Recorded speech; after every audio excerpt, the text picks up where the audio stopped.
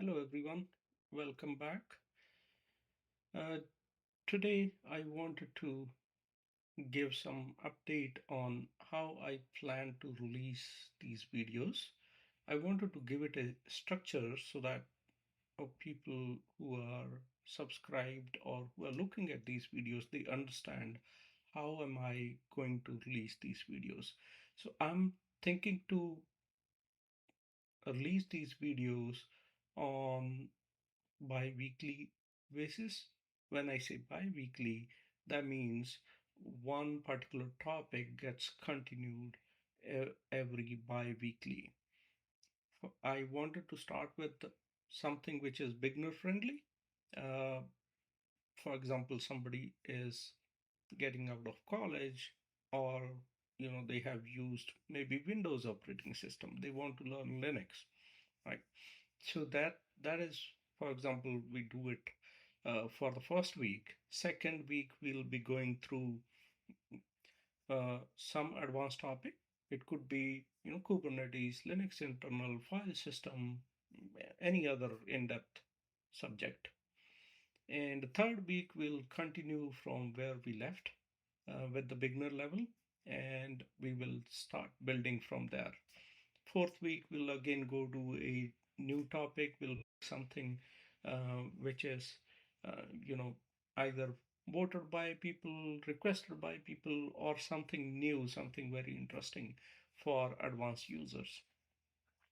Now, why did I create all this? Why not just start from, you know, releasing videos from the beginner level? I wanted to have this balanced approach to cater all type of learners. That I got people who have 20 years of experience in my connections. I got folks who are just starting to learn these technologies. So I wanted to cater all of them and provide a platform or a maybe playlist where they could go and refer to these technologies. All right, idea is to create these videos, put them in a playlist so that people could go and reference them.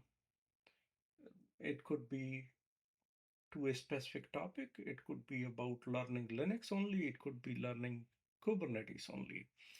So, yeah, with that, I will get started. Now, I first thing I mention is what is Linux? Maybe the question should be why should you learn Linux and why do you care, if there is Linux or something else? Now, to answer that question, first we need to understand what is powering all the things that we run. You go search on Google, you go look at thousands of websites. What is the underlying technology that is kind of powering the internet, I would say, right? Uh, if you do a quick Google, you'll find most of these web servers solutions are running on Linux. Now that brings us back to the question, what is Linux? Linux is a operating system similar to Windows operating system or Mac OS. OS means operating system. Now, what does it do?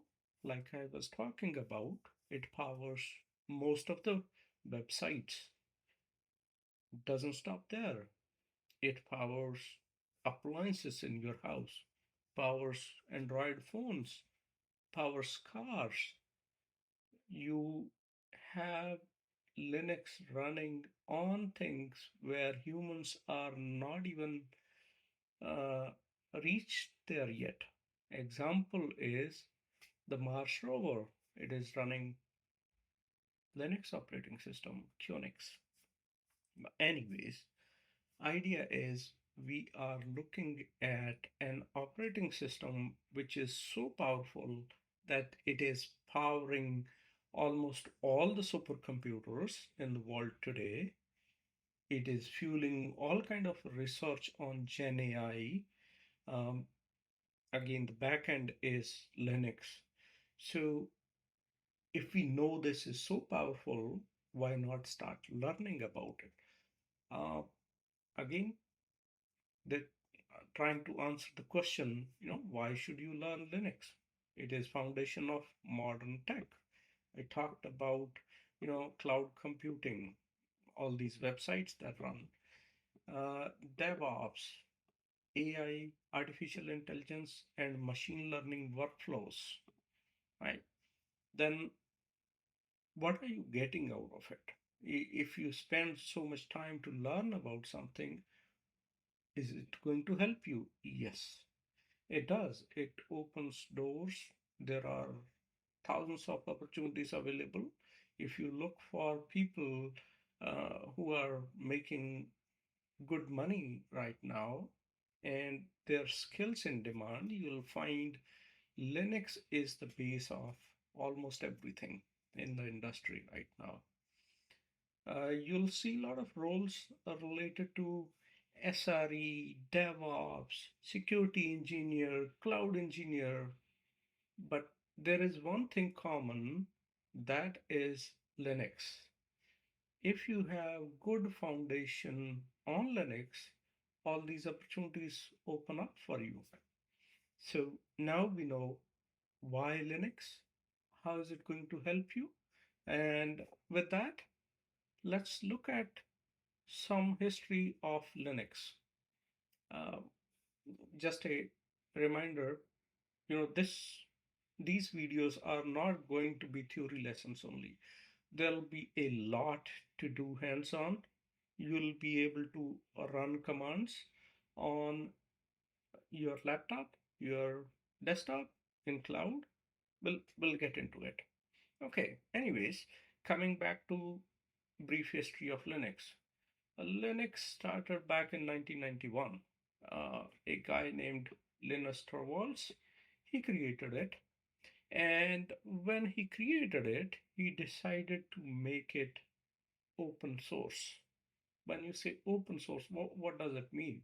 Right? The question comes, what does it mean to be open source? Open source means you have access to the source code of the operating system or Linux kernel. So there is another thing that you should know about. In Linux community, people say Linux operating system is actually the kernel itself. On top of kernel, you go and you slap something, some nice UI, and you have a distribution. We'll dive deeper into distributions too. But for now, just understand Linux kernel is something like chassis of your car or your truck. On top of that chassis, you could put a SUV, you could put a sedan. It depends what you are placing on top of that chassis, right? That thing which you are putting on top, that becomes distribution. But what drives it is the main engine. That engine is Linux kernel. Linus Torvalds was the first guy who wrote Linux kernel single-handedly. He wrote Linux kernel. He posted it on a mailing list.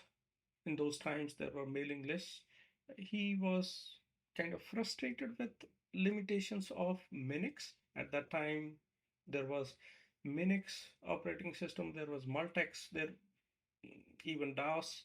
Uh, those things were around, but Linux, Linus Torvalds wanted to have something which is freely available. Uh, if now the question, an interesting topic comes, if the guy who wrote Linux kernel, his name was Linus, how does it become Linux? There are stories behind it. This UX, it stands for Unix actually, but the day Linus gave this his initial source code to one of his friend who was running a SFTP server. At the time, there was very limited number of machines available, not too many computers, not too many of them having access to internet. But Linus had a friend who had his website, and Linus said, to Linus asked him to host his kernel source code, and that person decided to use name Linux because it is kind of Unix, but it is not truly Unix. So he took some inspiration from Linus Torvalds' name and Unix mixed together. He made Linux. Now, you want to learn more about it, you should go and click on this link. I have some of these links open in my browser. I'll show you here, and we can see it began in 1991 by a Finnish student, Linus Torvalds.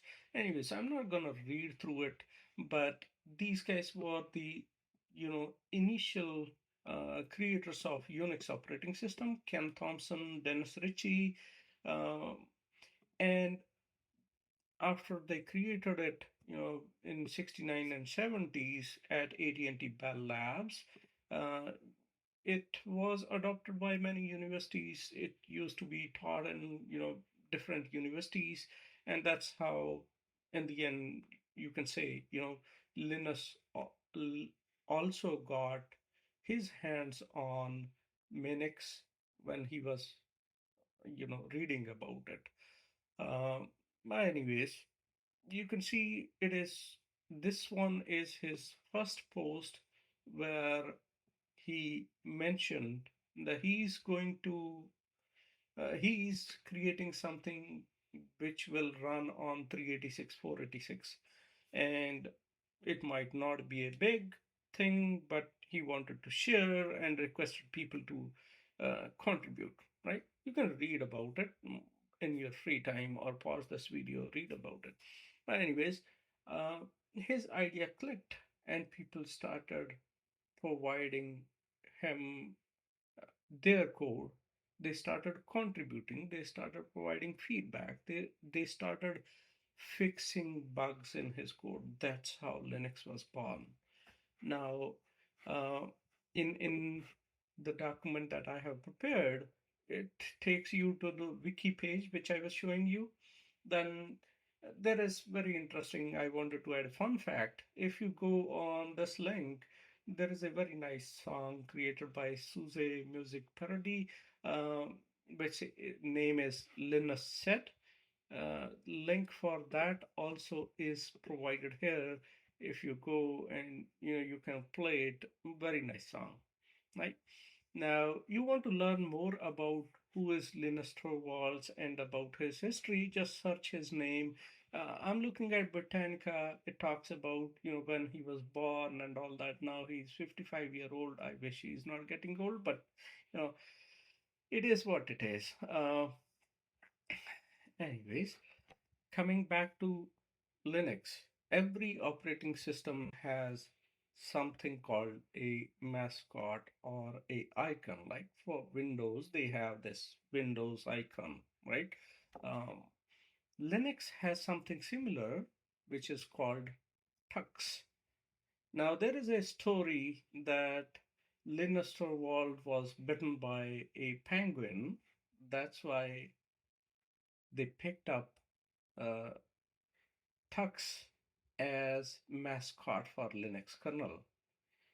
Another interesting thing, if you boot Linux on your laptop and you are not using all the fancy screens, when your system boots, if it is, let's say, quad core, then you will see four penguins on your screen. Uh, Most of the distributions hide all this, but it is very interesting. When system boots up, you see four penguins on the screen. But anyways, let's not get distracted from the topic. Read more about Tux, what Tux is, and why it was, selected. And it was in Canberra Zoo where he was bitten by. You can see here writing Linux talking about it. Anyways, coming back to the topic. So that was brief history about Linux. How do you get started with it? Right. I've talked a lot about what it can do for you. Why should you care? Mm, What what all things run Linux, right? Now, to get started with Linux, there are ways where you don't need to do anything. You go online, and there are platforms that are hosting shells. You can run commands there, basically dipping your toes before you dive into it, right? So you can use hosted shells. I have some links down below in this document. I'll also show you how does it look like.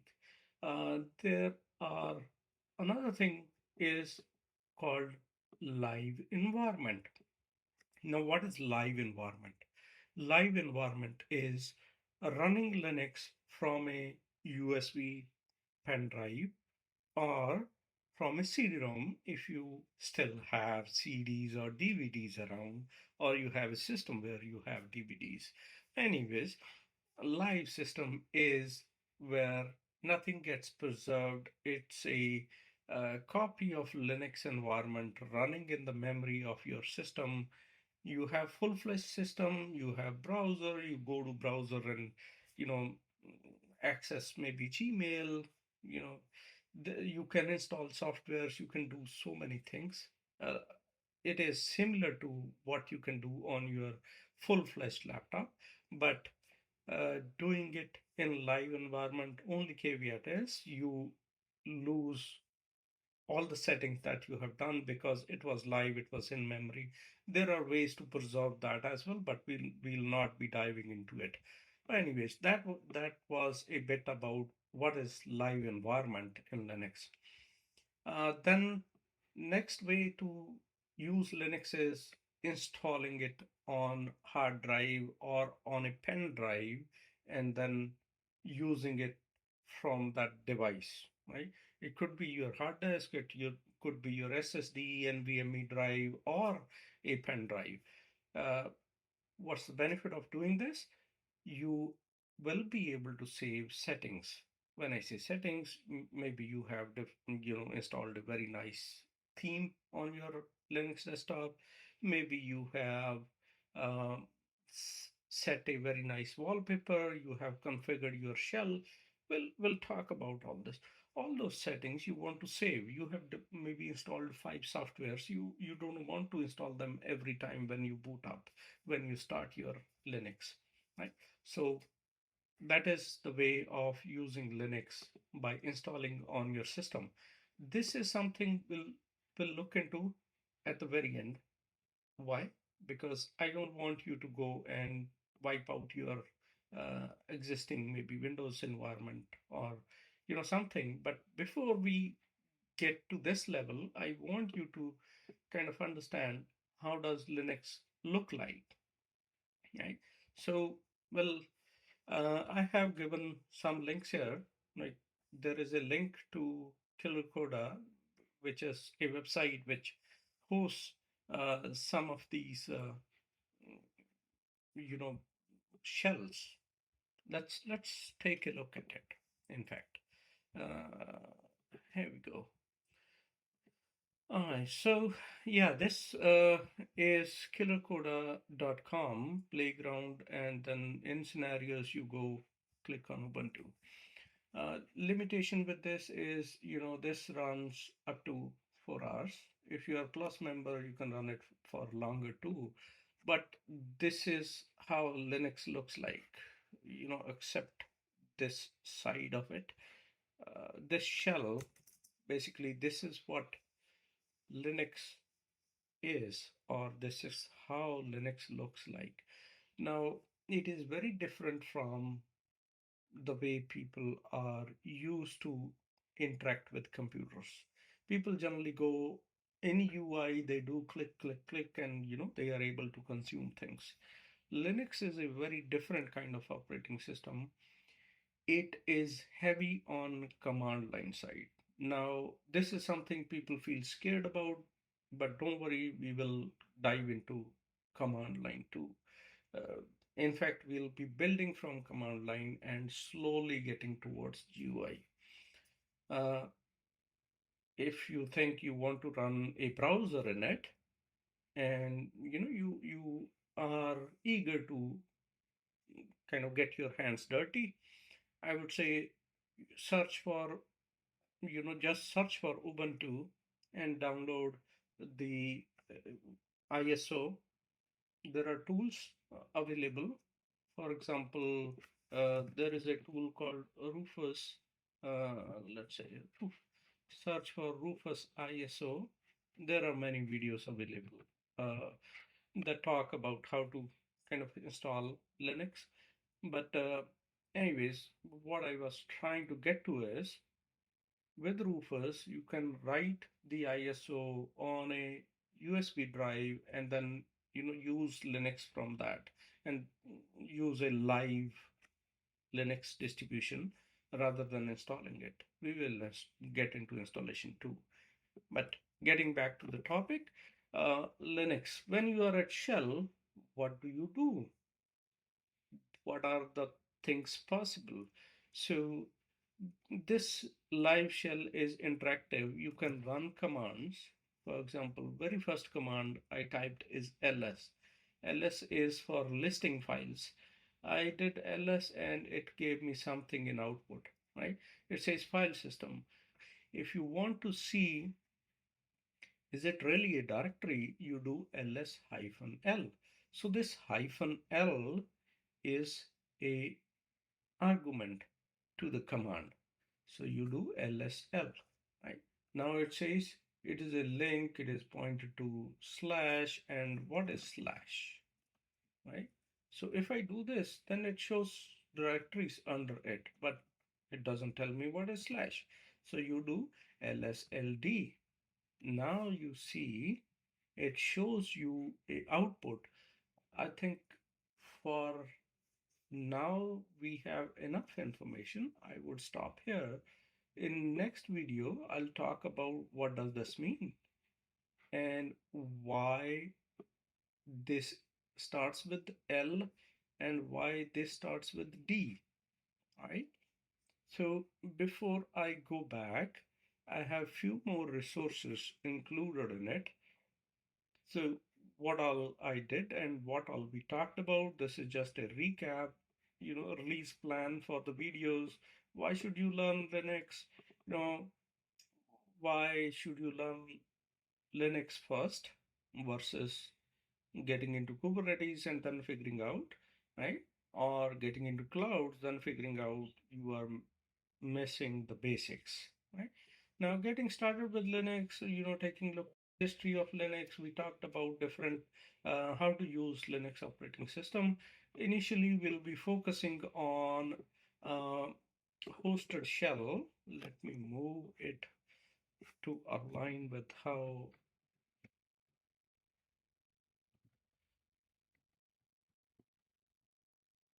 it was looking in the instructions that I was showing you earlier. And finally, we'll get into installation, but it'll come later. Now, a, at the end of the video, I didn't want to leave it hanging with just this much information. I've given three links. These three, four links, they are about some training material which is already available. I would say go start learning from these. One is from Linux Foundation, freely available training, Introduction to Linux. This is also by Linux Foundation. It's from edX. On edX, you can be a course reviewer and you'll be having access to almost all the courses as a reviewer. So that's another way of getting to learn about Linux and other technologies. And finally, we looked at Killer Coda and Ubuntu Playground. And if you get time after kind of going through these, learn a bit more about portable operating system interface, POSIX. We say Linux is a POSIX compliant operating system. What does that mean? If you click on it, you'll know more. But Linux is not 100% POSIX compliant. That's a story for some other day. Anyways, at the end, I want to, before I close, I want to show you the Linux Foundation course. If you go here, sorry, this is edX and this is Linux Foundation. What all does it cover? It covers, about Linux Foundation, philosophy, basics of system startup. We will also be diving into it, Linux basics and how does system start, graphical interface. I think I'll be using the structure given in this course, but I'll try to make sure my content is not just the repetition of what is given here. Uh, you get something more than what is given in this course or in this edX course.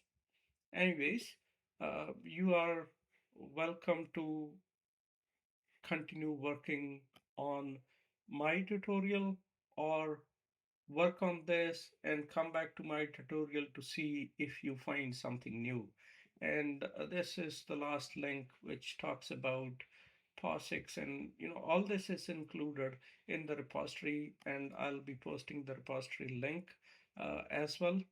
And finally, disclaimer, whatever I'm doing, it is my views only. They don't represent views or positions of my current or previous employers. With that, I would say good luck and let's keep learning. See you next week with another video. Have a good one. Take care.